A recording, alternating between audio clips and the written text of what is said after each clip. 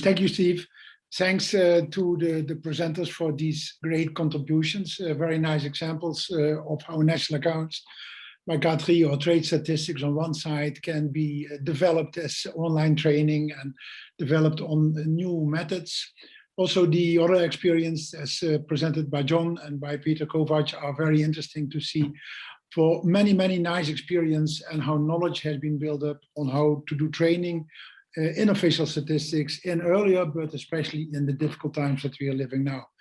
Sharing these experiences is very positive and very valued, of course. If I think about the presentations, I have a few observations that I would like to share, and I have a few questions. Let's start with the observations, and they are not only based on the presentations, but also based on the articles that will appear in the special issue of the Statistical Journal of International Association for Official Statistics on new developments in training in official statistics. This issue will come out in September and will contain also the presentations of the 4 speakers. So my first observation is, are we talking about a revolution or an evolution in training in official statistics? There are many new data sources, new methodologies. There's the need for global comparable data since a couple of years, the SDGs, etc. But last but not least, I think many of the developments that we see are also forced by the pandemic. So there are evolutionary parts, but on the other side, I think they also have several come as part of a revolution, and especially the development and the use of many new meeting tools, I think, are part of this revolution.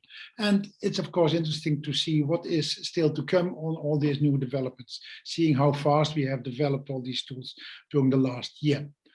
A second observation is that we are not talking about statistics in a very narrow sense. We are talking about a much more widened field of what has to be trained. So there are extra challenges. We're talking about quality, but we're also talking about literacy. We are talking about an industrial process that students need to learn. So data science is, of course, a domain that we have to include. So the field has widened, and it will be a challenge to see how these can be included in our training. Challenge is also to start at an early moment in schooling of the public or students at lower and medium level, thinking, for example, about the fact that we are not talking anymore about statistical literacy, but we are more and more talking about statistical thinking. And this statistical thinking is, of course, related to evidence-based decision making, but also the whole data deluge that we have at the moment. So there are many new models and procedures for training, as we have seen, but I also observed that the face-to-face component still stays very important. Another observation is that visualization of statistical outcomes is high on the training agenda, as well as conceptualization, rather than mathematization. And I was wondering how this relates to the real work that statisticians have to do, because I have always been thinking that the backbone of our work is the ability to be part, to be a component of the industrial process to make statistics. And I wonder if that part is not disappearing a bit from our agenda. Of course, use of new and reuse of new methodologies for training, but we are doing that in a much more advanced manner. But clearly, Onno was mentioning there are several challenges. For example, on the way to be much more interactive, to use much more languages, to add languages, to target on specific regions, and wondering how this will be done.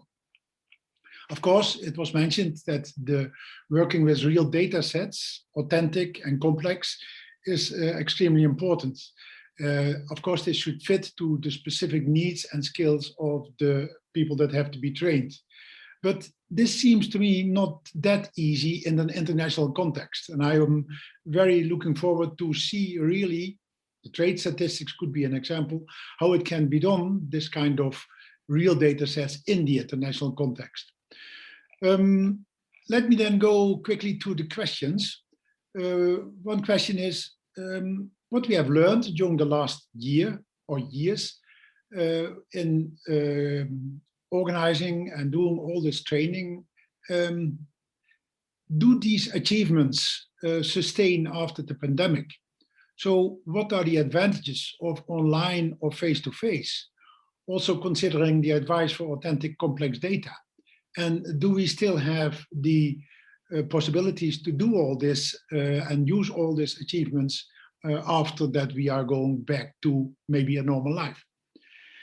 Second question is, will training in official statistics in these current circumstances be a specific theme due to the role of official statistics? Or thinking about the mistrust, the misuse of data, etc., will more suited training, for example, in specific domains and its users, not give us the possibility, lead us to go back to more traditional training methods. What I miss in the discussions is a bit the training in literacy or in statistical thinking. Data for policy, evidence-based decision-making, trustful statistics, misuse. I did not hear so much about it. And I was wondering if this part of the training is really a part that we can do via the methods that have been shown, or that this still needs traditional methods.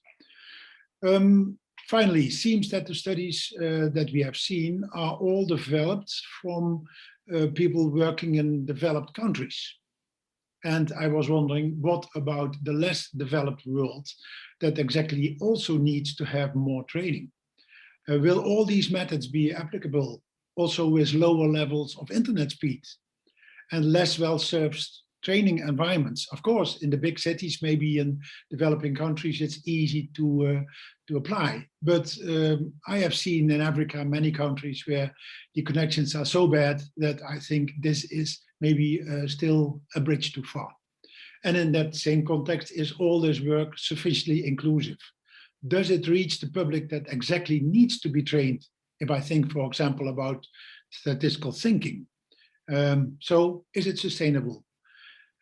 These were my observations and my questions. And I would like to stop, Steve, by referring to the special issue that will come out in September, where I had the guest editorial team, where you, yourself, Pedro Campos, Rhea Lenius, Hughes Coadio, and Helen McGillivray were really helping in bringing together a set of about 20-25 articles that give much examples of this kind of new training methods, new developments in training in general, applications, but also in the foundations on why training is needed and how it relates, for example, to the training in data science. Thank you, Steve. I leave it here. Thanks.